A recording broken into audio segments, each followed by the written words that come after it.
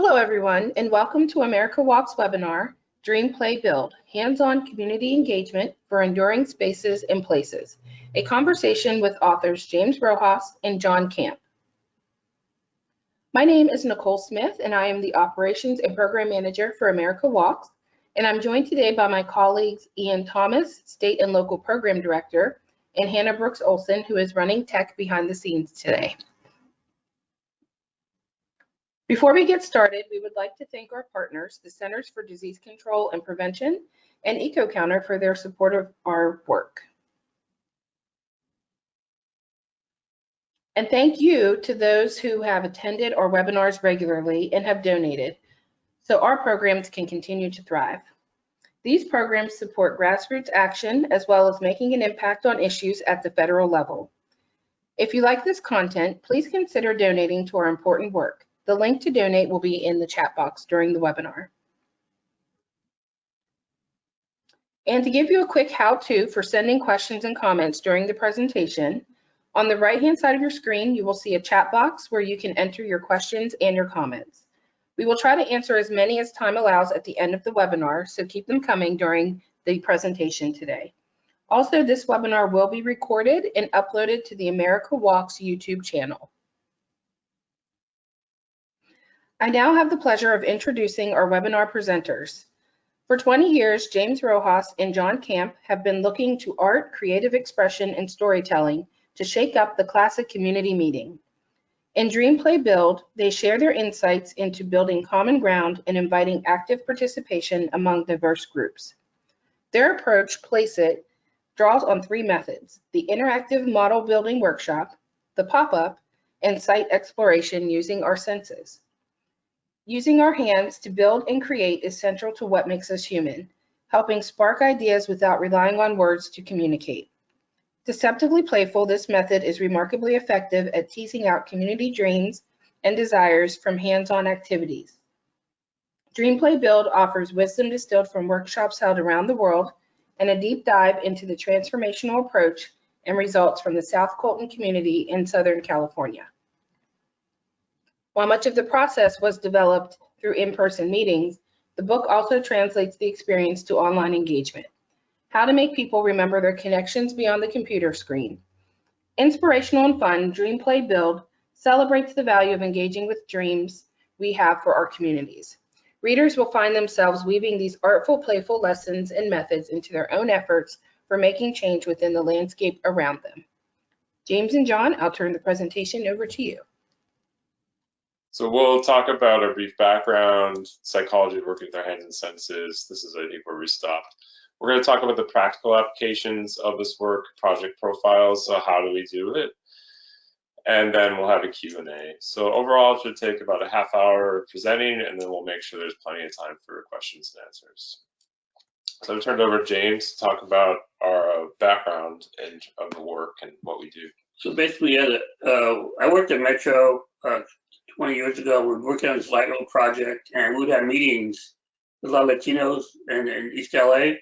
And they would come to, they would come, but they wouldn't have a lot of input.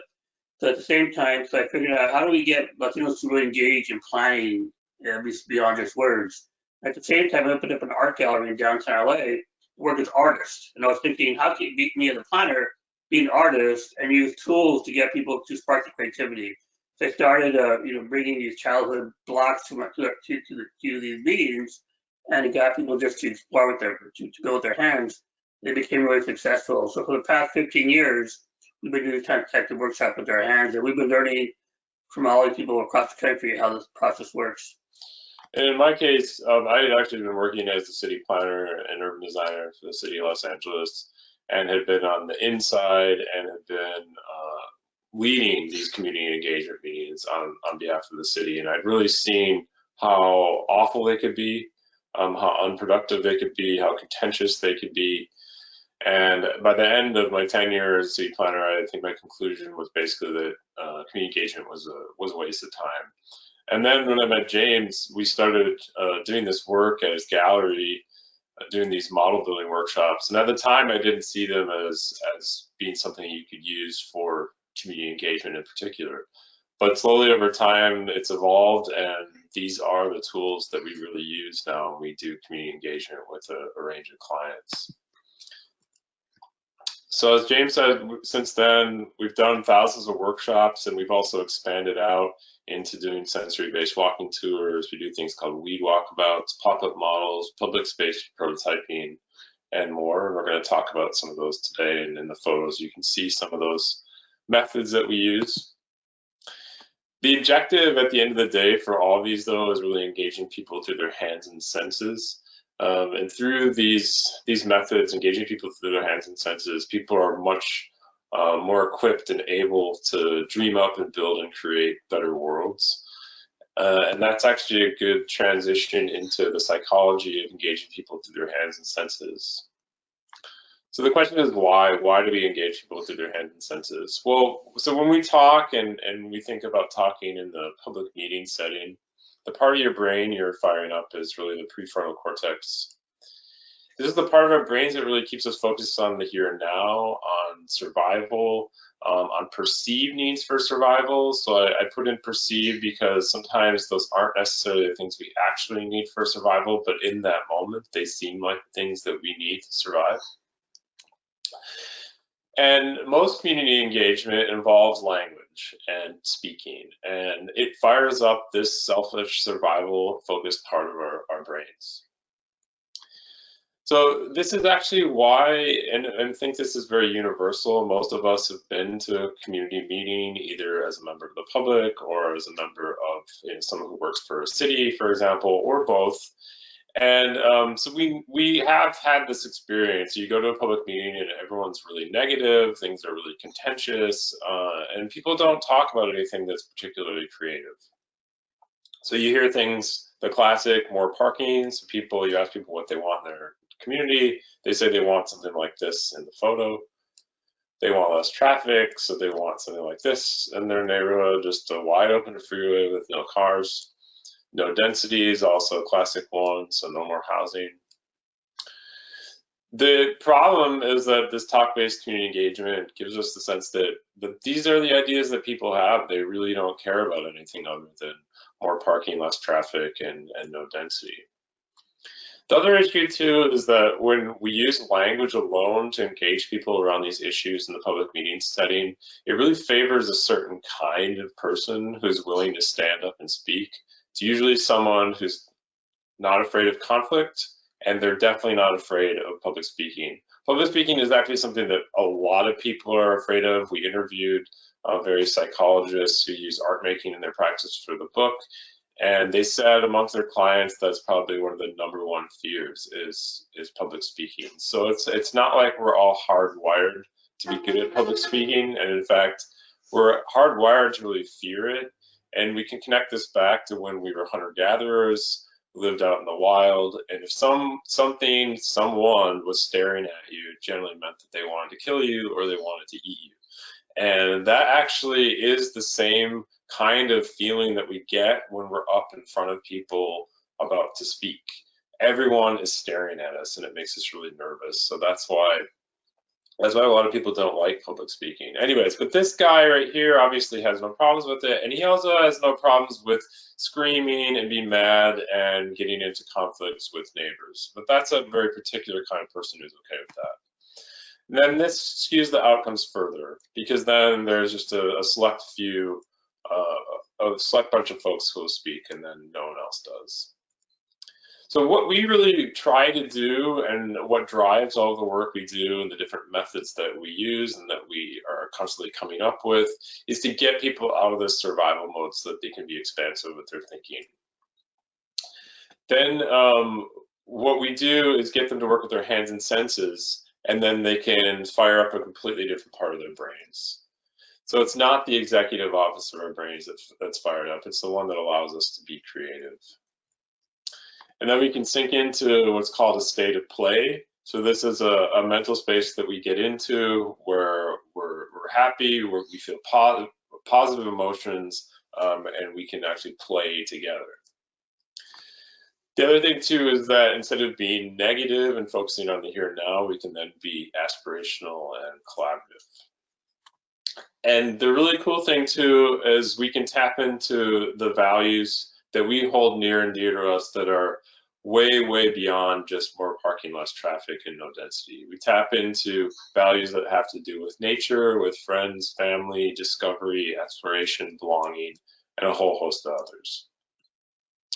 And the whole idea is that we really start this whole lens of equity because everybody in the room can tell their story. The immigrant that's been here only a couple of years to the person who's been here forever. But this is how equity, we start talking about equity by having everybody share their story and learn from each other.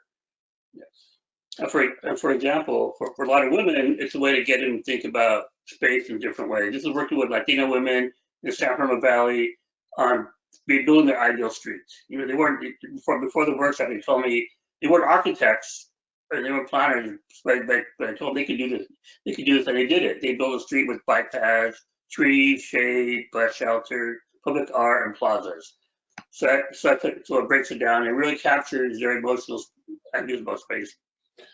Another thing I wanted to add to this as well is that a lot of efforts with equity revolve around language and certain kind of language that you're supposed to use. What we really do is embed equity into the process, so the very nature of the process levels the playing field. Anyone can do this. You don't have to have a background in planning. You don't have to have a background in design. We don't have people build models to perfect scale. We use found objects. So by its very nature, it allows everyone to be a part of the process. So now we're going to move on and talk about a few projects so that you can get a sense of how we apply all these different ideas to something practical and how we engage people in these processes. So we're going to first talk about sensory-based walking tours.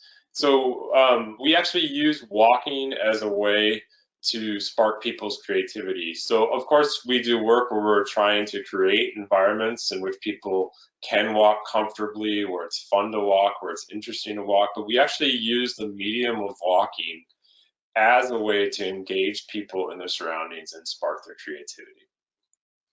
So this is an example of a project that we did. This was called Exploring 63rd Street with Your Senses. So what we did is we had two groups walk along 63rd Street. 63rd Street is in the Bay Area. It runs through Oakland, Berkeley, and Emeryville. It's not a main thoroughfare, and its character changes quite a bit throughout its length, running through the three different cities. So it's really perfect for doing this kind of walking tour. We had one group start at one end, so this is a group on the Emeryville end, and then we had another group at the other. What we had them do is walk towards each other, and while they were walking, instead of having a tour guide who told you what to look at and pointed out things to notice, we gave people this card. This card is made by our artist and architect friend, Carol Mank. And so the whole idea is that you let your senses be the guide. So if you want to walk over and look at some architectural details on a house, you can do that. If you want to have a conversation with someone about it, you can do that.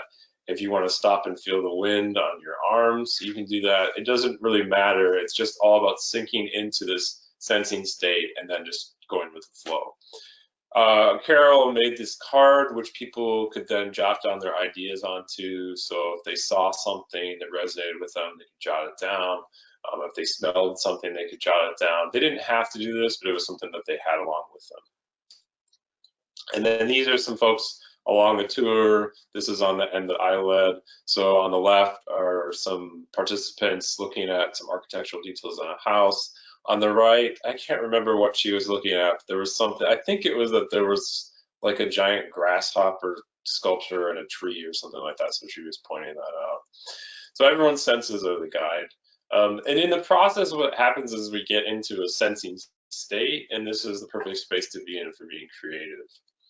Then we converged at an art space that's dedicated to public participation called Makina Loki, which is run by Carol, the one who made the cards that we had with us. And people built models of a redesigned 63rd Street.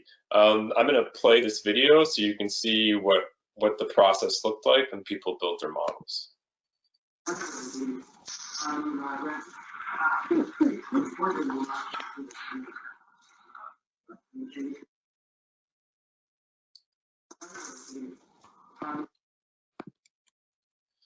So people built, you can see in the video how it worked, but they have all these found objects in the middle, and they take from them, and then they build a small model of their ideal 63rd Street.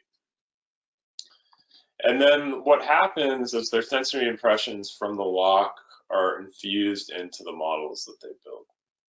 So people came up with really creative ideas, building things like tree houses. Some people wanted to have opportunities for kind of a multi-level experience, waterways down busy streets, looking at how to make the crossings fun and interesting to walk across and not scary. And then what we have done too, and we did during the pandemic, is we translated this whole walking tour, sensory-based walking tour idea into a virtual format. We were approached by Habitat for Humanity in the winter of 2021. It's interesting, Habitat for Humanity is starting to move more into urban planning.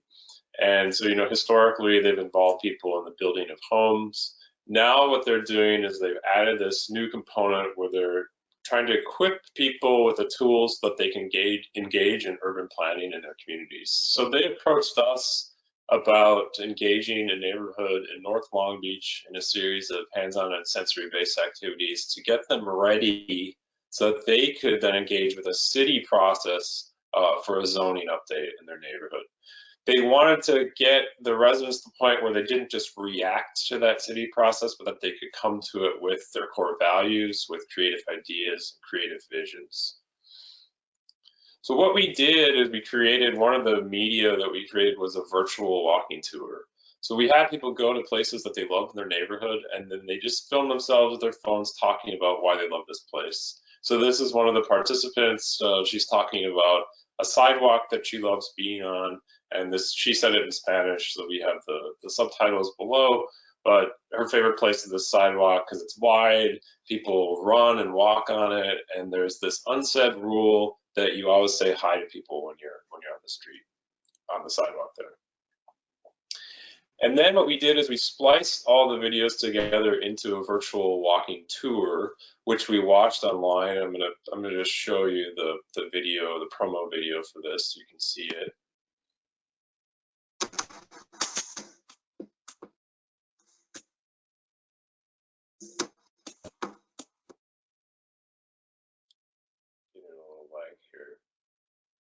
I knew this would happen if we did video.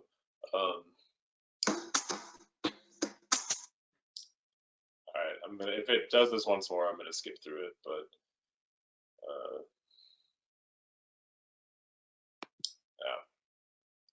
I'm gonna just skip through it. Sorry, that's the challenge. We've gotten feedback that people wanted to see videos of the work, and I knew that if we did that, it would be cool, but it would also invite the possibility of there being some technical difficulties. So there you go. Anyway, so we spliced the videos together into a virtual walking tour, which we watched online. And then after that, people used found objects from around their homes to build models of their ideal neighborhoods. So these are some of the models that people built. Another cool part of this project was that we actually trained the residents in being advocates and being planning advocates. How you advocate for your planning ideas is always really hard, even for ourselves. Like I was saying, I worked as a city planner for the city of Los Angeles. James worked as a planner for LA Metro. And even with that background, it still can feel really impenetrable in terms of how you try to affect change within planning, within physical form in your neighborhood. So we train the residents in how to do this effectively. So on the right-hand side, this is actually a document we created after the process, and I illustrated the whole process. We came up with these planning avenues for change, we called them, and introduced the residents to the different ways or different avenues that you could pursue for making your visions, your creative ideas come to life. And the biggest takeaway we wanted people to leave with was that the planning department itself is not always the most effective place to go when you're trying to affect change in planning. Individual planners on their own don't necessarily have a lot of power. They're very constrained by protocol, by bureaucracy. So we wanted to shift people's thinking and open them up to different possibilities. So Office of Sustainability, the council office, existing nonprofits, Parks and Rec, and also just working with other residents to come together to affect change. After that, we applied for a grant to fund a plaza prototyping event, and this was a life-size prototyping event where people could test out their ideas from their models they built at home in real time and space. So we had trees donated by the city, we had furniture from the Habitat store donated for the day, we had plants, rugs, and so people could take all those objects and place them within this environment and test out their ideas and build a plaza together. So this is one of the participants, Marco, who had been at the workshops at home, and here he is with me, and we're building a little portion of the plaza. We also got the chance to mock up bike ped connections to the space, so this is really cool. We were able to create these cool crosswalks and these different mock-ups of bulb outs and sidewalk extensions so people could see what it could be like to get to the plaza more easily and more safely. We documented the process, and then we also trained the participants in how to lead their own model building workshops. We don't stay in these communities forever, so it's really important that we equip people with the tools that once we leave, they can carry on the torch and they can keep going and run with it. So they have the tools to make all of their planning ideas and dreams a reality. The next project I want to talk about is the South Colton Livable Corridor Plan, and this is a project that we talk about quite a bit in the book. This was actually a year-long project we did in the neighborhood of South Colton in Southern California. It's a neighborhood that suffered a lot of years of neglect. A lot of barriers have been put up, physical barriers. So this shows the main street in the neighborhood, which has been widened out to become a trucking route. You've got a freight rail, elevated freight rail to the north. You've got spur freight on this off to the side. So it's really penned in, and it's really suffered as a result. And this is just to give you a sense of how wide that street is. It's pretty incredible, not in a good way. It's incredibly unwalkable. In an exit interview we did with one of the participants from the workshops, and we used exit interviews, and those are in the book. He said, everybody drives, even if it's one block, nobody walks anymore. And this is really in contrast to the way things had been when they were growing up, when everyone walked in the neighborhood. So the project ultimately resulted in zoning changes, designs, drawings, and this livable corridor plan. But unlike traditional community engagement, we engage residents through their hands and senses to generate creative ideas for their neighborhood. So we did a model building workshop, we did a sensory-based walking tour, and we also did a pop-up model with the residents. The really cool thing about this is that it unearthed all this information about the neighborhood that couldn't have emerged through something more conventional like a survey. So it led to something that we thought was, and I think other people thought was pretty groundbreaking, where the residents really played just as much a role in the ultimate plan document and the design recommendations, the zoning recommendations, as the designers did. We uncovered this DIY urbanism and how the residents themselves were taking walkability and enhancing the public realm into their own hands. So there are all these examples of this kind of DIY urbanism throughout the neighborhood, and through the sensory-based walking tour and through the workshops we did with them, this really emerged as something that the residents hold near and dear to them. This is an example. This is a street that residents have adorned with these hoops and these lights. They've got picnic benches, playground equipment, they've planted fruit trees, all these things to really respond to the fact that they've been neglected by the city and really penned in by all these physical barriers, and they're taking walkability and enhancing the public realm into their own hands. This is another example here. This is an example, so you see these basketball hoops that people put in the parkways so that they can play basketball in the street. And the really cool thing is that it flipped the script. So in a traditional planning project, it's really the planners as the experts bringing in their knowledge and expertise and learning less from the residents. But in this case, we learned as much about walkability and creative ways of improving the public realm as they did from us. And I want to turn this over to James to talk about treating the street as an extension of at the front yard and creating a plaza. Yeah, because most of these residents are Latino, and they miss the social gathering places they have in Latin America. So you turn their front yards into plazas and places of social interaction. So that really enhances the pedestrian realm. And also, it really makes you think about, you know, in most of U.S. planning, you know, it's treated as a transactional space simply for a means of walking or getting from point A to point B for cars. But in Latino neighborhoods, streets are a space of relationships. This is a picture in the Mission in San Francisco where somebody put a really beautiful mural on the sidewalk. Why? I don't know, but it's there, and it helps form a connection between the pedestrian and the actual place. So we had a very rich, enduring experience for people.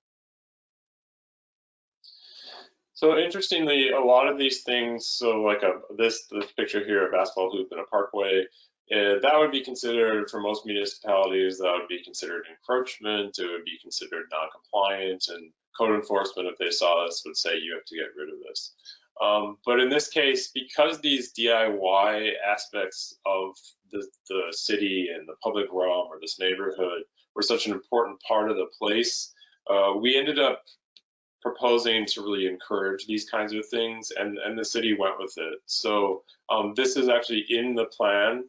We have street sections that are in there that show, you know, the kinds of things that you can do in your front yard, that you can do in the parkway, to make the street and the sidewalk an extension of the front yard and more like a plaza instead of just a means of getting from point A to point B. The last project we're going to talk about is Maximum Walk and Roll. This is part of a project we did for the Safe Routes Partnership. They hired us during the pandemic actually to create a set of training tools for engaging youth in urban design and walkability. So we created a guide which you can access online about how you can engage kids of all ages in being their own urban designers.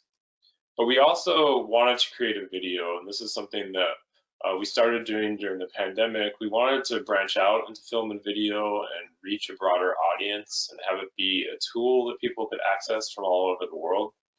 So we created a video that shows how you can engage kids in exploring streets with their senses. So this is one of the kids in the video, and this is us working on one of the scenes in the street, and also building models of their ideal streets for walking and rolling. So we really wanted to bring out their own inner urban designer within them. And these kids actually, they were the perfect age. They're like 5 and 6 at the time, so they're very unfiltered with what they said, which was perfect because we wanted them to just speak from the heart and just have their senses really guide what it was that they said and what they built. So with any luck, we'll be able to watch a little bit of this. I'm hoping there won't be a lag, so fingers crossed. This is just the intro, and if you want to watch the whole thing, you can go to the Prairie Forum YouTube channel and you can watch the whole video. Well, let's fingers crossed, see if this actually works. I love scooting down the street. When I bike and I notice trees. I don't really like running down the street, but I love running on the street.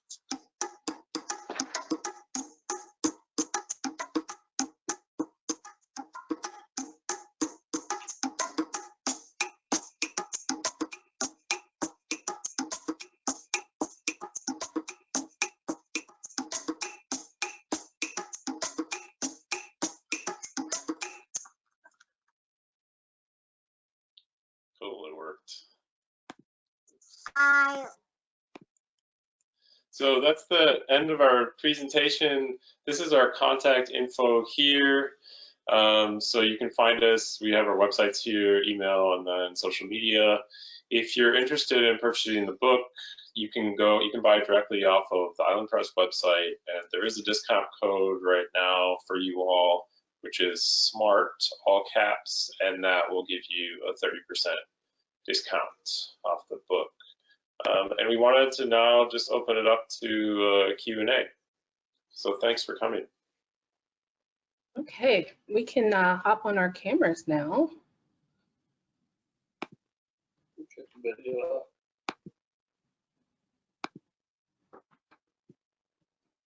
Okay, wait, I have a question before, because Ian, I know you have questions, but I have one that no fewer than 7 people asked in the chat. So I just want to fire that one off real quick. How do you recruit people to be part of these workshops? Well, that's a good question. Well, let's start with promotional materials. You need to make it clear in the promotional materials that the workshops can be different than a typical one. People are going to be having fun. They're going to work with their hands. They're going to build. James? Yeah, for the past 15 years, it's all been by word of mouth. People really want to make changes in their neighborhoods, and they've kind of come to its end and thinking, what kind of tools can I use? So they just call me on the phone or email me and tell me, come over to my neighborhood, I want to make changes there. So it's really people that it's really been kind of a partnership or collaboration of people that have the same kind of interest. You know, they want to make changes in their neighborhoods in a very positive way, and they find our tool useful. So it's really, and it has a broad audience from these artists to teachers to everyday folks to even planners. Yeah, and I think, conveying the visual, tactile, sensory-based nature of the activities in the promotional materials that we use is really important. People are saturated. They're kind of sick of just regular old community meetings where you get your 2 minutes to talk about, say what you think. And especially in the day and age of Zoom, I think people are even more saturated and less interested in that. The other thing I'll say too is getting people out to these events. A lot of it, especially with these bigger projects that we do, and like the year-long project we did in South Colton, we had a trusted member of the community who was embedded in the community, a council member who knows everyone in the neighborhood. And he believed in this process from the get-go. And so he was a real advocate for this approach, and he was really instrumental in helping to get people out to these different events. So I think if you're thinking about doing something like this, think about who those people are in the neighborhood that you're in or the neighborhood that you're going to be working with, because they can really help with getting the word out and getting people to turn out for these events. And then the other thing I'll say too, very quickly, this obviously is a question people are interested in, and it's a good question. We also do things where we bring the event to where people already are. So the interactive model building workshop is a sit-down meeting that we do, but we also do pop-up models where we go to places where people are already going to be. So we go to front of a grocery store, a laundromat, somewhere where we know people are already going to be going, and they can stop, build something on the pop-up model, we'll document what they've built, and then off they go. So it's a quick 3-4 minute interaction. We've documented some really interesting information, and off they can go to get on with their lives. Great. Well, that was a wonderful presentation, and we just have a few questions, and then we do want to just shift it to the audience to hear more. So my first question, in the early part of the book, you're speaking about how rarely community engagement is done outside of a planned project. And I like the term that was used in the book that it says, to many residents, this can feel like soliciting feedback on the decoration for a cake that's already been baked, a cake people may not have wanted in the first place. And aside from a great cake reference, I just think, it just was like such a good way of putting it. It's like, okay, we've already done all this planning, but if you'd like to give feedback, that's great. Probably won't go anywhere, but we still like it, So how can we take this approach and actually engage people like year round? So outside of a specific project or plan that's happening in the moment, what are your thoughts on using this process as like a continuous process in communities? Yeah, I think that's a great question, and I thought about that a lot last night. What could be useful of that? Well, so first of all, the way community engagement is done in cities is largely based on some kind of legislation, right? There's some protocol in place that's established through legislation. So projects of a certain size are going to trigger this threshold, they're going to require, one community meeting, and you're going to have to contact the residents within a certain radius of this project, right? Mm-hmm. So that's through legislation, that's through policy that happens. So that also means that it could be through policy and legislation that what you're proposing could happen. If there's political will for that, then it can happen. And so it could be that a city just does visioning workshops throughout the year, independent of a project or plan. These are things that the city can then use to gather information about people's core values, about their creative ideas for their communities, that don't have anything to do with the cake, right? They don't have anything to do with the pre-baked cake and asking them for frosting. So I think that's part of it. And then, well, James wants to say something. Yeah, I think we've done over 1,000 workshops, and I think 90% have been informal. They haven't been tied to a project or a plan. It's just kind of for the hell of it. Mm-hmm. Just have fun. Let's get to know our neighbors. Let's learn from each other. Let's collaborate. Let's understand what makes our community unique. So that's most of our work. It's been just on the fly, informally. So planning can happen informally and be fun and be creative and really help us learn from each other. Yeah, and that's something that we talk about in the book too. In the conclusion, is just about kind of rethinking what planning is, and that's kind of what we did as well with the residents in North Long Beach. Is getting people to we hear urban planning, so we think urban planner, right? So if we want to affect change in urban planning, we have to go to the planning department. We have to go to a planner. But there are all these different ways that we can affect change in our environments on an urban planning level that don't have to do with urban planner or a planning department. So like James said, like you can have a visioning meeting with your neighbors and do a model building workshop. You can share the results then with your elected official. You could invite an elected official to that workshop. That's really effective. A lot of electeds like coming to these workshops. They're very photo friendly. They're good for photo ops. They get to meet their constituents, and they also get to do something that's really positive. I think that's the other thing that I wanted to, I guess I didn't really talk about so much in this, but we do talk about it in the book. People are really positive in these workshops, and for planners and people who work for cities who are so used to being yelled at, it's refreshing for them because they're like, oh my God, people aren't yelling, they're not being negative, they're not telling us the same things we've already heard. They're being creative, they're coming up with cool ideas that we had never thought of. So that's a real benefit of doing it. And then the other thing I would say is that on the subject of elected officials, affecting change with planning, affecting change with planning protocol, these are the kinds of things that a lot of times are going to happen through policy. And so building a relationship with your local elected official is really important for doing this because they can, let's say you wanted to create you wanted to transform your street into a shared street. That's the kind of thing where you could have a workshop with your neighbors and come up with cool ideas. You could invite an elected official to the event. They could see what the ideas are, but then you could create momentum and then pressure the elected official to then do something that then pressures folks in the planning department to make this happen, right? So it's this sort of roundabout way where you have to go to the electeds, they go down to the planners, and then the change happens. And I think a lot of times the workshops really stimulate people's self-determination, so they become the advocates for their own communities. And that's what you want to really encourage, is self-determination.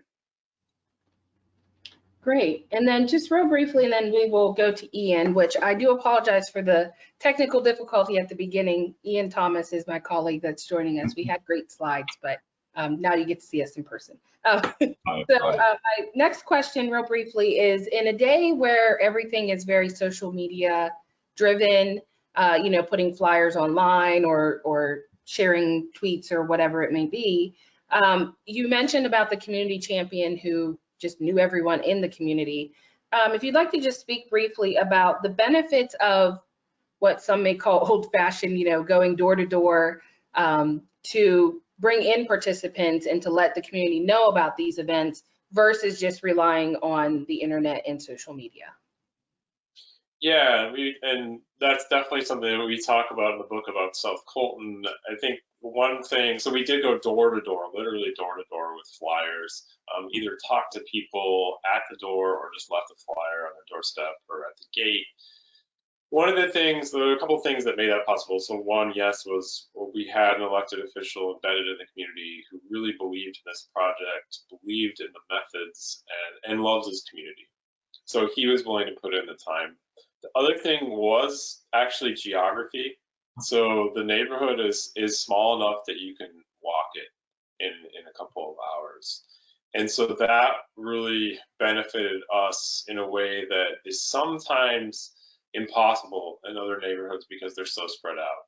So then after that, we did a workshop or a series of workshops and pop-ups in a neighboring city, and we wanted to do that, but it just couldn't happen because it's so spread out. It's not this kind of nice little village-like scale that South Colton was. So I think, you really have to mix it up and hit it on multiple levels when you're trying to promote for these and get the word out and get people out. Tap in. Sorry, there's a really loud car.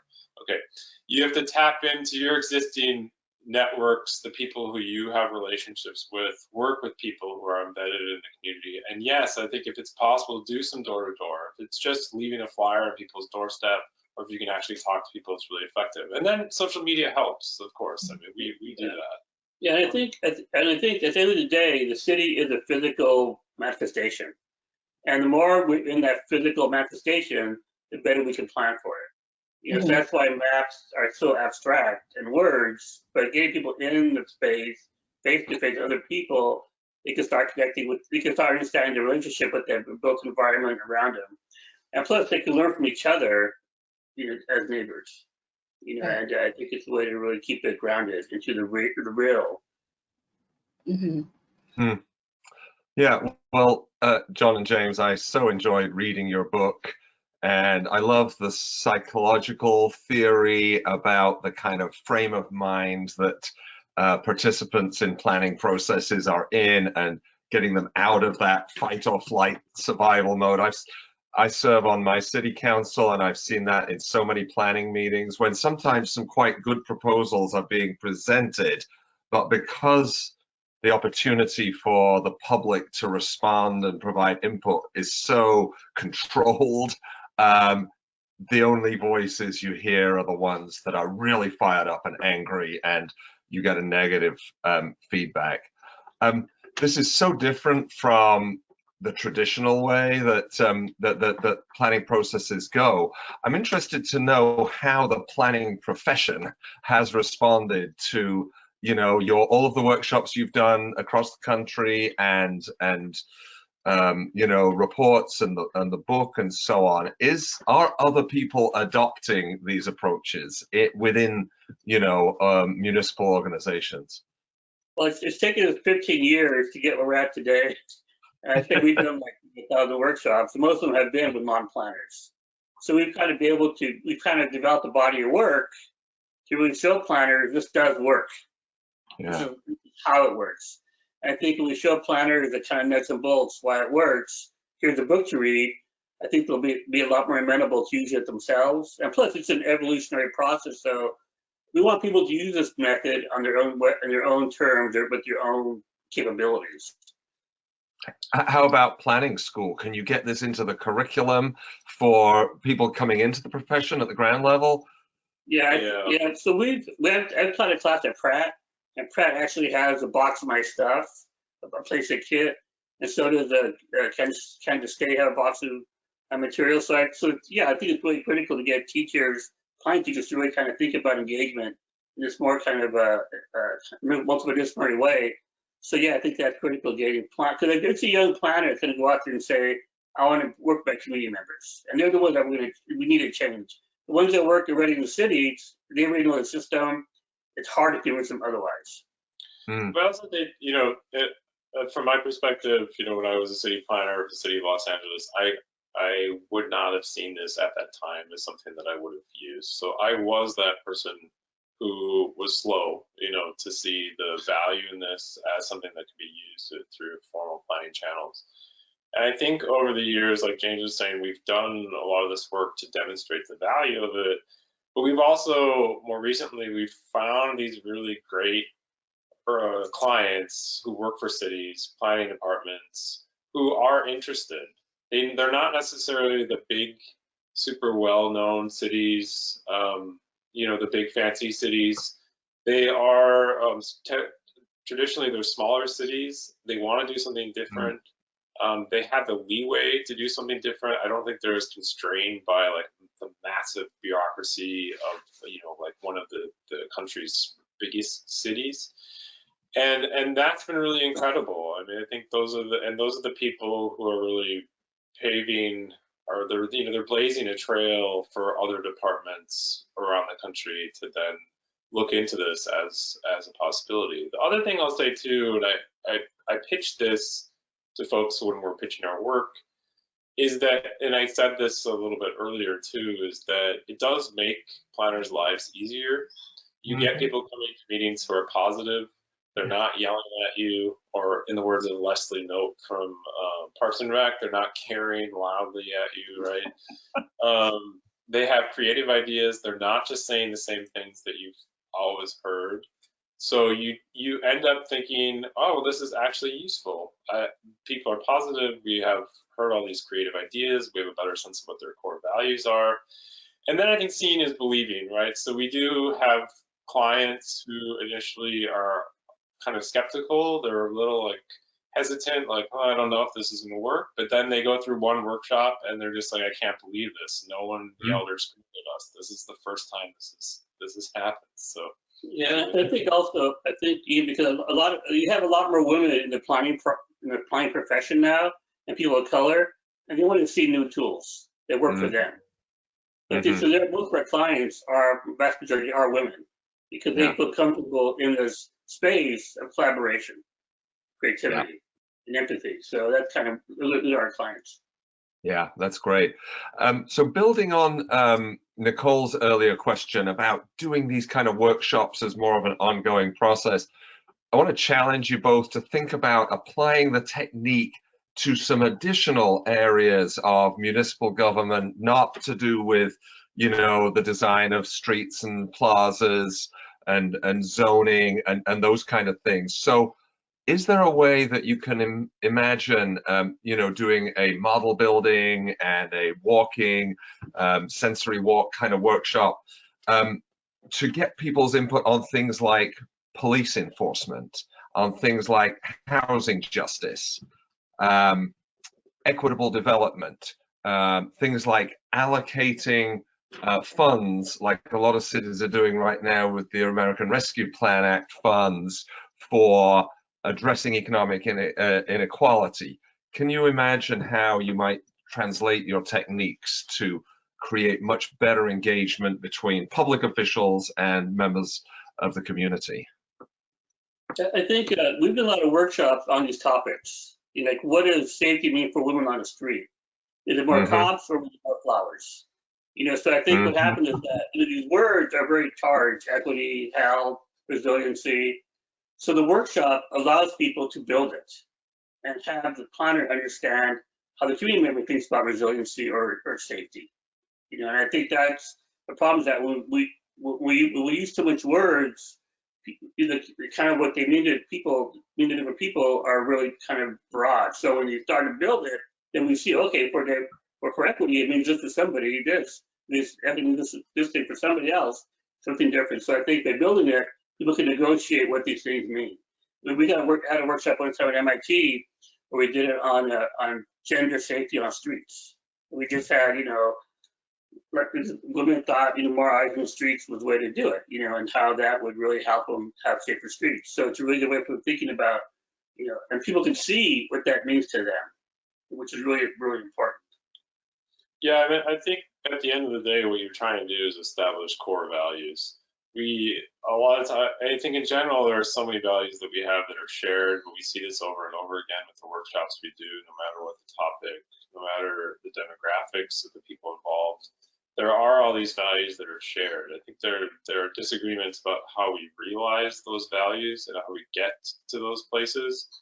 But I think at a bare minimum, if you can take a step back and have people work together to build their favorite childhood memory, pull out core values from those, and have them work together to create something very general. So for example, we didn't talk about this project, we did a project in Palo Alto on mediating conflicts between bicyclists and pedestrians in underpass where there's been a lot of conflicts. What we did is just take people away from that charged space and have them build a first memory of a mobility experience and then build a shared bike pedestrian space, but not that space. So just one in general, so that we could establish some common ground first. And then from there, only after doing that did we then move on to activities at the site itself and about the site itself, and then have people build models of a redesigned underpass. So I think part of it too is moving away from the specifics of something and getting to just a more general. So for example, there's been all this contentious stuff at school board meetings over mask wearing. Instead of going right for the jugular on whether you should or should not wear a mask, let's establish core values around health and safety and healthy communities first. I think there's probably a lot for other people. Yeah. So anyways, yeah, there we go. Yeah. Thank you so much. Hannah, well, let's do one more audience question before we wrap up. This has been a really great conversation so far. Oh, we have so many audience questions, but I'm going to distill down another one that we got from several different places. So there's a lot of question about sort of how and I know you answered some of this already, but maybe just like a little more like specific answers. People are really curious, how is it that you get, upper level city managers, city council members, how do you sort of get them to even get on board with any kind of a different approach, especially considering, that they're often under so many kind of mandates as to like how they should be spending their time and how the city should be spending its time? How do you what are a few good ways to introduce this information to them and demonstrate its efficacy? Oh, yeah. I mean, that's a good question. Well, I think one way is just to do it yourself and then invite people to the event, like we talked about earlier. I think seeing is believing, experience is believing. So if you can get an elected official or a planner, which is sometimes harder actually than getting an elected official to come, if you can get them to come, they can see the real value in this. I think finding those key people who are open to new ideas is so important. Now, how you do that can be a challenge, but that is part of what you really need to do. So it's not so much, and I think this is true.